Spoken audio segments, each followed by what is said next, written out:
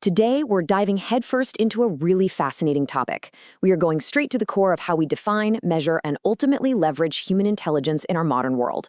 For decades, the way we thought about human potential was, honestly, surprisingly narrow. But the research we're unpacking today, it completely changes everything about how we view ourselves and the people we work with. Which brings us to a pretty crucial question. Think about it. Is intelligence really just a single number? For literally decades, we've kind of been culturally conditioned to believe that your entire potential boils down to one singular IQ score. But what if someone absolutely bombs a math test, but they're a total genius when it comes to navigating complex social dynamics? Pinning your worth to just one single metric isn't just outdated. The research actually shows it's scientifically flawed. So, here's our roadmap for today.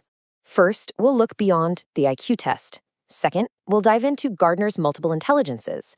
Third, intelligence beyond the classroom. Fourth, how culture shapes intelligence. And finally, number 5, leading a diverse workforce. Let's jump right in. To really understand where we're headed, we have to look at where the traditional view of intelligence came from and why we're finally moving past it. Historically, early psychologists, guys like Galton and Binet, they built the whole foundation of intelligence testing around this one overarching factor they called G, or general intelligence. This traditional IQ approach relied almost entirely on brief oral questions or simple pencil and paper tests. But the modern paradigm completely flips the script. It argues that those traditional tests just don't adequately predict a person's ability to actually solve problems and succeed in messy, real-world situations. Now, this debate over the G factor really reached a boiling point back in 1994 with the publication of a highly controversial book called The Bell Curve. To understand the landscape impartially, we need to look at the premises laid out by its authors, Hernston and Murray. They argued that yes, general intelligence can be quantified by that single metric, G. They proposed that standardized tests measure this accurately, that it's largely genetically inherited, and, here is where it gets highly debated, that this genetic difference explains variations in test performance across what they defined as biological human races. While the scientific community responded robustly to those claims, researchers and physical anthropologists pointed out a pretty fundamental flaw. The actual concept of biological human races simply does not exist. Genetic evidence entirely rejects the notion of distinct evolutionary lineages within humans.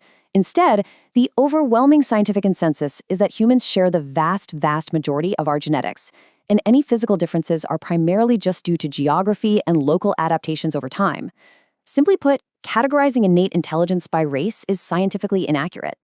And that scientific consensus right there perfectly illustrates why a massive paradigm shift was needed. We had to completely redefine the I in intelligence. One researcher in particular recognized that tying human brilliance to that narrow G factor meant we were bypassing some strikingly talented individuals entirely. That researcher was Howard Gardner.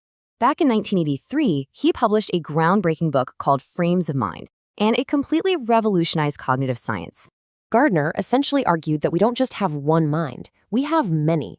Way beyond just the linguistic and logical mathematical skills that schools usually reward, he identified a much wider spectrum. You've got musical intelligence, spatial intelligence, which is used by architects and pilots, bodily kinesthetic intelligence, think dancers, surgeons, and athletes.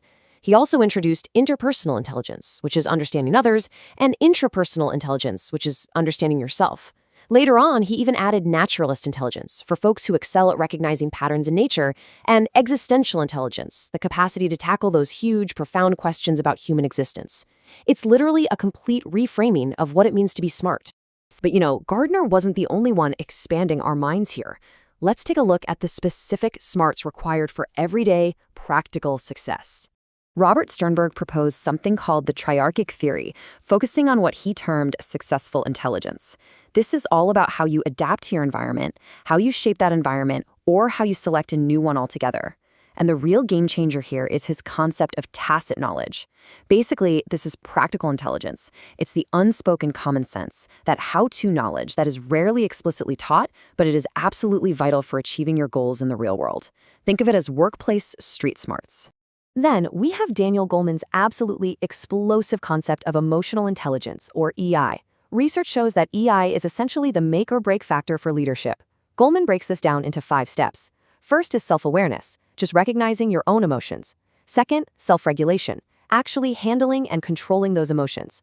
Third, motivation, channeling your emotions to commit and achieve. Fourth, empathy, truly understanding the emotions of others. And finally, social skills, handling relationships, managing conflicts, and collaborating. Honestly, you could have an off-the-charts IQ, but without these 5 EI categories, true leadership success is probably going to remain out of reach. Okay, let's zoom out a bit. It turns out that our surrounding environments actually dictate what we even consider smart in the first place. Listen to this really profound observation from researchers Early and Ang.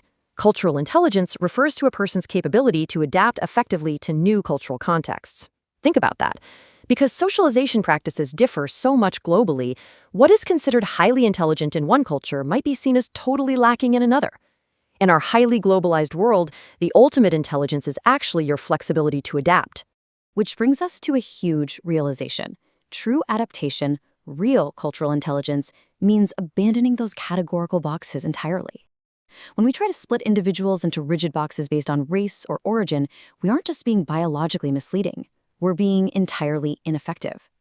Real intelligence requires us to treat people as unique, complex combinations of their own values, preferences, and needs. So, how do we bring all these psychological frameworks home? Let's look at how leaders can actively harness this incredible spectrum of human potential in the modern workplace. Check out Carl Albrecht's brilliant social intelligence model. It's known as the S.P.A.C.E framework. And mastering these 5 variables makes managers fundamentally smarter leaders. The S is situational awareness, literally reading the room and sensing people's readiness. P is presence, how you physically affect others through your demeanor and approachability. A is authenticity, being honest, sincere, and trustworthy. C is clarity, expressing your ideas so they're actually understood easily. And E is empathy, showing people you truly appreciate them for who they are. Mastering S.P.A.C.E is exactly how you build a deeply connected, cooperative team. Building on that, effectively managing workplace diversity requires real internal alignment, and that is captured perfectly by the head, heart, habits philosophy. Because eliminating workplace bias isn't just a policy, right? It's a daily practice. It starts in the head with continuous cognitive learning and objective thinking. Then it moves to the heart, which means consistently controlling your feelings to align with universal values.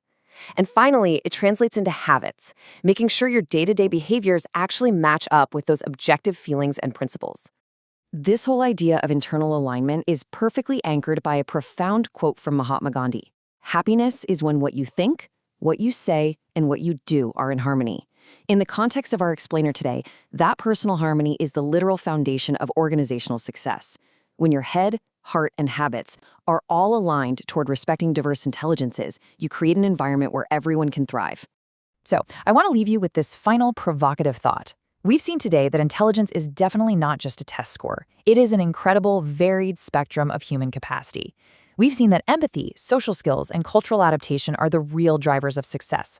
So, how will you use your head, your heart, and your habits to become a true diversity champion in your own life? How are you going to shift your perspective to recognize the unique genius in the people around you?